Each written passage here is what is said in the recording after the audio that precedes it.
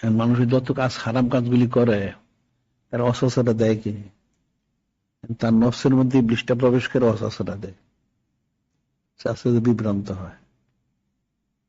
ইবলিসের কাজ ইবলিস বন্ধ রাখে নাই, সে তো মনে করছে আমি ঠিকই আছি, আসলে সে তো গুমরা হয়ে গেছে। ইবলিস অসুস্থতা দেয়। ইবলিস কসম করে আসলো সবাইকে সে গুমরা করবে, তার কসমটা গেল কই? সে তো সরে নাই এর থেকে। একটা মানুষের ক্ষতি করে, মানুষ ক্ষতি করবে কেমনে? ওইটারে ইবলিসে অসুস্থতা তার পিছনে ব্যবহার করে। দেখুন মানুষ সাধারণ বলে গ্রামে ফেতনা সৃষ্টি করে, আর গ্রামে ফেতনা সৃষ্টি করবে কারা? ওই মুখ মুখ মুখ মাতবর টুমুক মাতবর, ওগুলি শয়তানের সাগরিক। শয়তানি মুসলমান মানুষের মধ্যে ফেতনা সৃষ্টি করে দেয় যাতে মুসলমানরা অশান্তিতে থাকে, শয়তানের কাজ। যে হাতে মাসিম রহমতুল্লাহ ইয়ে রয়ে গেছেন, উনি যে বললেন মানে শাহেককে 8টা জিনিস শিখছেন, তার মধ্যে একটা হইলো আমি দেখলাম মানুষ যত কিছু করুক আসলে মূল হলো ইবলিস। আমি ইবলিসকে আমি মূল শয়তান হিসেবে গ্রহণ করলাম, শত্রু হিসেবে। শুনলাম যে মানুষ বলুক বা অন্য, এটা তো আসলে শত্রু না, আসলে শত্রু তো ইবলিস। ইবলিস ওই মানুষটাকে অসুস্থতা দেয়, ওইটা আরেকজনের বিরুদ্ধে গিয়ে কাজ করে, হয়তো এটা ওই ইবলিসের সাগরিদ হয়ে যায়। বিষয়টা তো এরকমই। এটা আকল বুদ্ধি কম, ধোঁকা দেয়।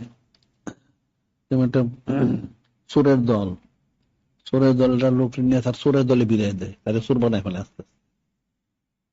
এরকম যারা খারাপ লোক তারা তো নিয়ে অনেক ভালো লোকগুলি নিয়ে খারাপ বানায় ফেলে। ইবলিস এরকমই করে, কাজটা তো করে ইবলিস। মূল শয়তান হইল ইবলিস, এরপরে সাগরি হইল এই সমস্ত অন্যান্য যা আছে। আল্লাহ বলেন ইহুদিরা সবচেয়ে বড় শত্রু, মুশরিকরা শত্রু। তো এরা শত্রুতা শিখে কোথায়? ইবলিসের কাছ থেকে শিখে।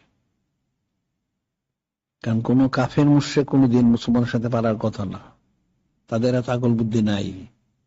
মুসলমান ইমানের কারণে যে আকল বুদ্ধিটা আছে, কাফেরদের সে আকল বুদ্ধি নাই। কিন্তু এটা কাজটা করে ইবলিসে। ইবলিসের যত লক্ষ লক্ষ বছরের অভিজ্ঞতা, দুষ্টামিটা, এটা তো সোজা জিনিস না। একটা মানুষের জিন্দিগি মানে 100 বছরও যদি ধরা হয়, 100 বছর তার কতটুকু অভিজ্ঞতা? আর ইবলিসের তো লক্ষ লক্ষ বছর অভিজ্ঞতা। শয়তানি সে একটা নাইলে আরেকটা, নাইলে আরেকটা, 100টা দিব। সে কটার থেকে বাঁচবে? সে তো বাঁচতে পারবে না। এই যেমন ফখরুদ্দিন রাজি বাঁচতে পারছিলেন, উনি তো বিশ্বখ্যাত মান্তেকের ইমাম। কোরআন শরীফ, হাদিস শরীফ, ইজমা শরীফ সব ওনার একদম টোটস্থ কণ্ঠস্থ মুখস্থ করে পারলেন না, তো পারবে না। রুহানি কুয়ত ছাড়া পারবে না। একটা মানুষ যে নূরে মুজাসসাম হাবিবুল্লাহ হুজুর পাক সাল্লাল্লাহু আলাইহি ওয়াসাল্লামের নিসবত স্থাপন না করতে পারে, তাহলে জীবনে সে পারবে না কোনোদিন। ইবলিস তারে গোমরা করবেই করবে। যখন সে নিসবত স্থাপন করতে পারবে, তখন ইবলিস আর পারবে না, তখন ইবলিস ভয়ে পালায় যায়। কিন্তু এছাড়া তো ইবলিস তাকে ছাড়বে না।